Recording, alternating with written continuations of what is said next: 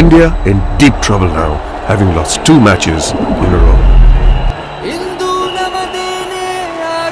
ನಾನು ಮ್ಯಾಚ್ ನೋಡಕ್ ಬರಲ್ಲ. ಅಪ್ಪ ಹೇಳ್ತಾರೆ ನಮ್ ಇಂಡಿಯಾ ಹೇಗಿದ್ರು ಗೆಲ್ಲೋದಿಲ್ಲ. ನಮ್ಮೊಳಗೆ ಇರುವ ಕಿಚ್ಚನು ಹೊತ್ತಿಸುವ ಸಮಯ ಈ ದಿನ ಬಂದಿದೆ. ಜಯ ಭೇರಿ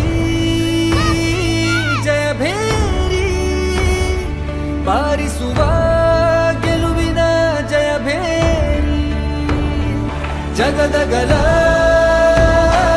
ಮತ್ತೊಮ್ಮೆ ಕೇಳಿಸಲಿ ಗೆಲುವಿನ ಜಯ ಭೇರಿ. We fight till end.